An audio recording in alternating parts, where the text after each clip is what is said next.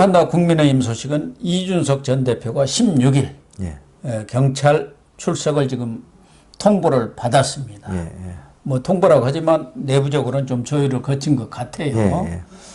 그래서 이번에 출석을 하면은 사실상 이준석 수사는 마무리가 되는 것이죠. 예. 그렇게 되면 어떻게 되는 겁니까? 이제 이준석 그 전 대표는 분탕질을 너무 했어요. 예. 사실은 어느 정도 이제 뭐 윤핵관하고 어떤 나름대로 권력 헤게모니 다툼이 일어난 거 아니에요. 적절한 선에서 사실은 자기 주장도 하고 또 양보도 하고 이래야 되는데 여기 보니까 뭐 사실은 여러 번 얘기했어요. 뭐 아무 말도 안 듣는 거 아니에요. 부모 말도 안 듣고 아버지 말도 안 듣고 막 계속 그냥 싸우고 대구 가서 뭐 그냥 거기 뭐 그 종신 저 제사 지내는 데 가가지고 뭐 그냥 불천이 거기가 이 술잔 올리고 이러면서 대구 갔으면 기자회견도 하고 정신이 제가 볼 때는 좀 나간 것 같아요. 왜냐하면 너무 젊은 친구에게 너무나 큰 고난이 주어졌고 지금 말하는 태도에도 그게 드러납니다. 그러니까 어제 CBS 라디오하고 지금 이제 언론이 어떻게 돼 있나 메이저 언론들이 실제 신문 있잖아요. 조중동이나 이런 실제 지면에서는 이준석 기사가 없어요. 또 메이저 방송들도 지금 네. 많이 빠집니다. 안 종편 나오죠. 같은데. 예. 우선 뭐 방송 쪽 얘기를 들어보니까 요즘 이준석 나오면 시청률이 떨어진다는 거예요. 전에는 한때는 이 곽광을 봤을 때는 시청률이 높고 뭐 그랬었는데 지금은 시청률이 떨어지는 데다가 또 똑같은 얘기 어떻게 보면은 식상한 얘기가 돼버리지 않습니까? 그러니까 이제 젊은 친구고 많은 것을 기대했는데 새로운 목소리 또 기성세대는 하지 못하는 어떤 발산과 발언 행위를 많이 발했는데 이게 맨날 언론에 나와가지고 언론 플레이나 하고 메시지 자체가 전부 이기적이고 뭐 내만 잘났다는 메시지고 그러면서 지금은 이제 국민의 기대주에서 국민 밉상이 된 거예요. 그렇죠. 근데 그 본인만 모르는 것 같아요. 본인만. 지금 뭐 메시지라는 게 윤석열 윤핵관 비판한 거 외에는 다른 거 없지 않습니까? 그 말을 어떻게 하느냐 이렇게 쳤다 저렇게 쳤다 하는 정도란 말이에요. 그러니까 언론에서도 이미 한 번 다 했던 얘기를 다른 표현으로 하는 것 외에는 없으니까 새로운 무슨 팩트나 뭐 사실을 얘기하는 것은 없지 않습니까? 이제 자기한테 이제 그 제기된 혐의들 해결하는 것만 이제 남은 거죠. 그래서 사실은 홍준표 씨가 지금 좀 뒤로 물러나서 법률 대응하는 거에나 집중하라라고 얘기한 어드바이스가 맞는 거예요. 근데 여기가 이제 그 말 전혀 안 듣고 어제만 해도 그 CBS 라디오 나와가지고 한 거 보면 사실은 이제 이렇게 한 겁니다. 그 대통령한테 이제 그 이준석을 품어라 라는 어드바이스를 많이 했어요. 그리고 그렇죠. 정치력을 발휘하라는 주문도 대통령한테 많이 갔어요. 그래서 사실은 이제 모종의 사실은 정치적인 어떤 해결을 하려는 시도도 있었던 거로 보여요. 근데 뭐 이준석 전 대표가 자기가 잘났다고 다 이제 내쳐버린 거 아니에요? 근데 다 그걸 폭로를 해버렸죠. 다 폭로하고 기본이 안 돼 있는 게 모든 전화 통화를 다 녹음하잖아요. 그리고 그 전화 통화를 언제든지 공개할 수 있는 상태잖아요. 이런 사람하고 무슨 얘기를 하겠냐고요. 그러니까 깊이 있는 그런 얘기를 내심의 얘기를 하기 어렵죠. 네, 근데 이제 이 발언을 보면 품는다는 이거 가지고 내가 달걀이냐 품는다는 소리를 하고 관계 설정이 잘못됐다 이러면서 여기 어떤 발언이 있냐면요. 제가 당대표까지 지낸 사람인데 그것은 굉장히 모멸적이다. 품는다는 게. 근데 그 앞에 있는 전제가 당대표까지 지낸 사람이다. 이렇게 돼 있는 거예요. 벌써 이게 어깨에 힘이 들어가 있고. 그렇죠. 사실은 자기한테 국민이 또는 당원들이 그 당대표라는 엄청난 그 어떤 기회를 준 거에 대해서 감사하다라는 마음을 갖고 있어야 되는 거예요. 근데 이게 내가 당대표까지 했는데 품으라는 게 말이 되냐. 이러고 막 그냥 자기 주장. 지금 윤석열 대통령하고 맞먹겠다는 거예요. 맞먹겠다는 거예요. 그래서 이게 관계 설정이 잘못됐다. 국정의 동반자로 손을 잡는다는 표현이 있을 수 있겠고 인정한다라는 표현이 있을 수 있겠지만 품는다 하는 것은 당대표 지난 날을 뭐 아니 그러니까 참 국정의 동반자 이 대통령하고 자기하고 같은 동반자다 이 얘기 아닙니까? 같은 선상에 같은 위상을 지금 놓고 얘기를 하고 있는 거예요. 근데 이제 윤석열 대통령은 국민이 뽑은 대통령이잖아요. 그리고 자기는 당원들이 뽑은 당 대표잖아요. 그리고 야당 대표로 뽑혔지만 이제 여당이 된 거 아니에요. 윤석열 대통령이 됨으로써 윤석열 후보가 여당 대표가 된 거예요. 더 막중한 책임을 가지게 된 자리에 된 거 아니에요. 그럼 국정의 동반자가 되려고 하면 사실은 그 대통령과 잘 소통해서 윤석열 정부가 무엇을 할 것인가를 정하고 그 길을 가기 위해서 협력하고 야당하고 싸워야 되는 거예요. 근데 여기는 야당하고는 싸울 생각은 안 하고 야당에 가서는 막 굽신굽신하면서 90도 폴더 인사를 하죠. 계속 그냥 막 여당만 공격하고 대통령만 공격하고 그 본질을 보면 내를 잘해달라. 나한테 뭘 달라. 그러면서 할 건 다 했어요. 보면은 뭐 저도 가만히 보니까 참 거기 뭐 저 비례대표 국회의원도 자기가 마음에 드는 사람 막 그냥 밀어넣고 그 다음에 저기 저 뭐야 그 당직도 막 자기 좋은 사람 다 집어넣고 막 한 거 아니에요. 이번에 지방선거에도 자기 사람들을 많이 심었지 않습니까? 그래서 이렇습니다. 그 결자에 대한 사람이 이제 풀어야 된다. 묶은 사람이 누구냐? 대통령한테 풀어라 그러면서 이제 소환된 거와 관련해서 아주 애매한 발언 하나 했어요. 제가 가장 바라는 것은 저를 좀 가만히 놔두는 것이다.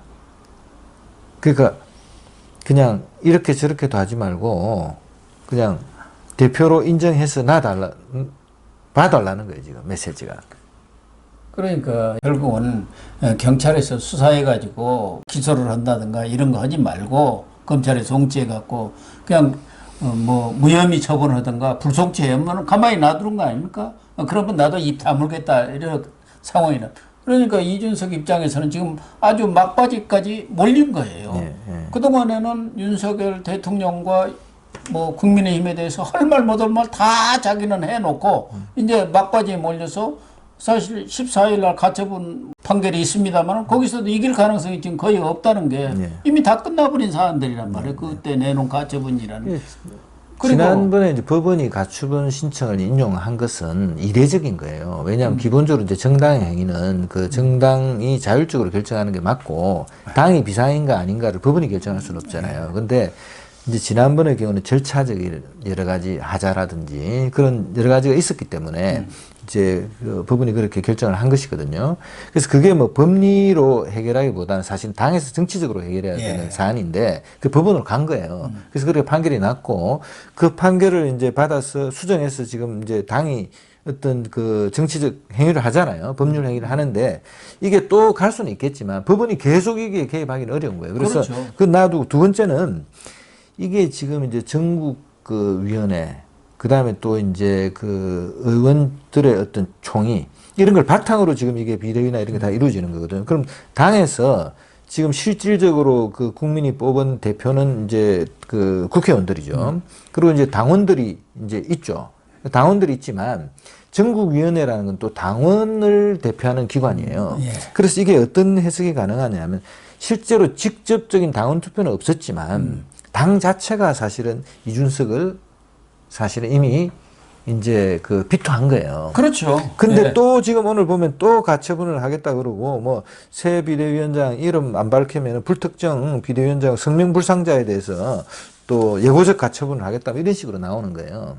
그러니까 이제 이 기본 태도가 이제 기본이 완전히 안 돼 있는 거예요. 그래서 이거는 정치인의 도리, 당원의 도리, 당 대표로서의 도리, 인간의 도리까지 안 돼 있기 때문에 국민 밉상이 돼서 지금 당에서 누구도 지금 이준석을 옹호하지 않잖아요. 일부 뭐 몇 명 빼고는.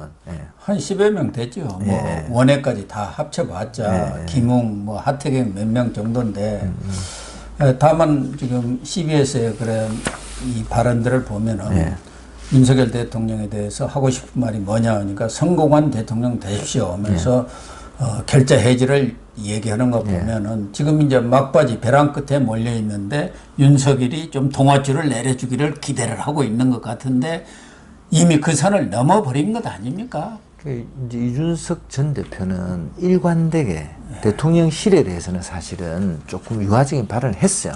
하다가 어느 시점에 가서는 이제 너무 도가 지나쳐가지고 대통령의 무능 이런 거 막 공격했던 거죠. 그러다 다시 이제 돌아와서 사실은 약간 자기도 이제 포지셔닝을 잘못했구나 하는 느낌이 지금 보이는 겁니다. 보이는데 일단은 그 수사는 이미 수사가 시작됐고요. 그래서 스톱할 수는 없어요. 법률적 절차라는 그렇죠. 것은. 예, 예. 지금 김광호 서울경찰청장도 이달 내에 마무리를 짓겠다. 예, 예. 그리고 그 아이카스트 대표 성접대했다는 김성진에 대해서도 지금 6차례 조사를 했는데 9일날 마지막 7차례 참고인 조사를 벌이겠다. 그래서 지금 마무리 단계에 있고 법리 검토를 하고 있다. 이렇게까지 얘기를 했어요. 기자간담회를 통해서. 그리고 이달 내에 매듭을 짓겠다. 이렇게 했기 때문에 이준석으로서는 이제 사법 처리의 마지막 단계에 와 있고 16일 날 이준석이가 출석을 해서 조사를 받으면 그걸 이제 정리해 가지고 뭐 다시 한번 더 나오라고 할 수도 있을지는 모르겠습니다. 아직 뭐 이달 말까지는 시간이 있으니까. 그러나 사실상 이게 마지막이라고 봐야 한다면은 지금 이준석한테 적용된 혐의가 4가지 아닙니까? 하나는 성매매예요. 그 이제 성접대. 두 번째는 알선수재. 박근혜 전 대통령 뭐 이렇게 해가지고 이 아이카스트 방문하도록 한 거. 근데 이것은 다 시효가 지나버렸어요. 근데 이제 2가지가 남아 있더라고요. 증거인멸 혐의하고 하나는 이 무고 혐의. 이게 이제 이준석을 올가면은 사실상의 아주 이 고리가 되지 않겠나. 이게 이제 대체적인. 경찰은 지금 일단 이제 성매매 관련해 가지고는 이제 5년이니까 그게 이제 완전히 이제 공소시효가 다 지난 거죠. 알선수재는 7년인데 공소시효가 이제 경찰은 지난 쪽에 좀 무게 중심을 두고 있는 것 같아요. 근데 김성진은 이제 그 조사를 받으면서 2016년까지 계속 그 선물 같은 걸 줬기 때문에 알선수재에 대한 공소시효는 좀 남아있다.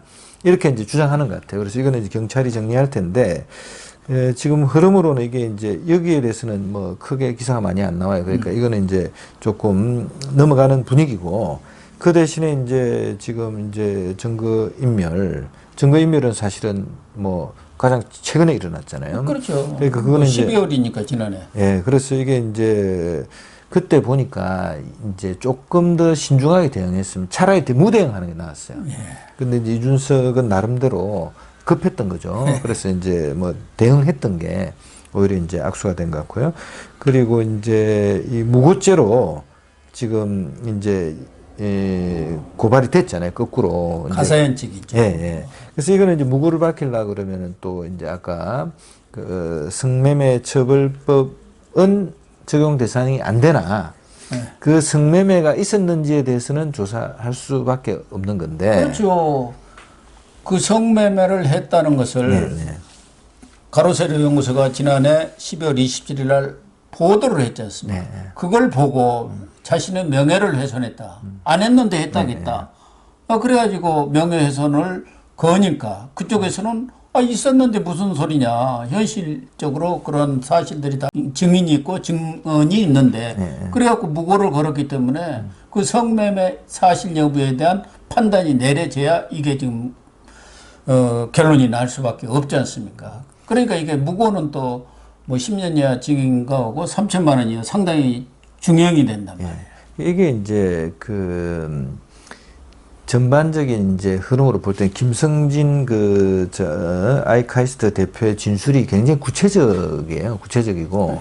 그다음 이게 이제 성접대를 이제 했다는 진술도 구체적인데다가 그다음에 이제 여러 가지 정황이 사실 성접대가 있었을 가능성이 높은 쪽으로 가리키고 있는 거예요.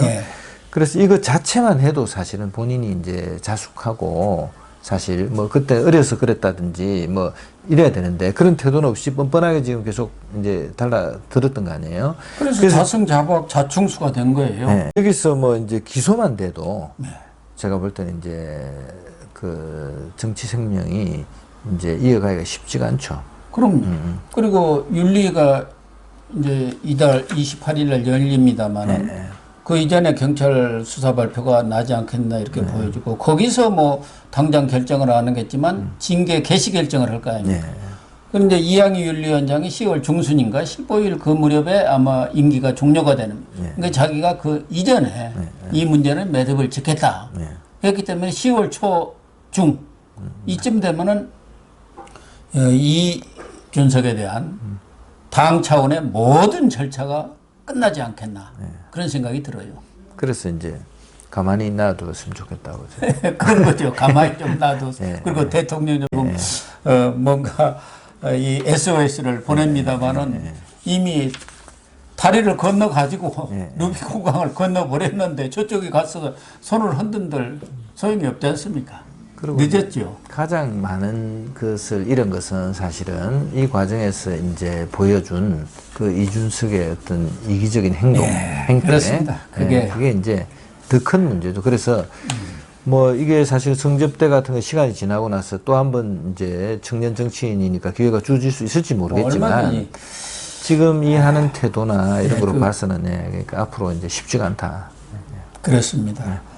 그래서 홍준표 대구시장이나 오세훈 서울시장이 좀 길게 보고 정치를 해라. 또 김종인 전 비대위원장도 같은 그런 충고를 했지 않습니까? 아직은 젊으니까. 그런데 지금 당원들은 물론이고 국민들한테도 뭐 일부 지지자는 있습니다만은 밉상으로 이렇게 부상이 됐기 때문에 뭐 저쪽에 가서 정치를 한다면 모르지만 이 보수 쪽에서 어떻게 정치를 하기에는 좀 어려운 것 아닌가 그런 생각은 듭니다.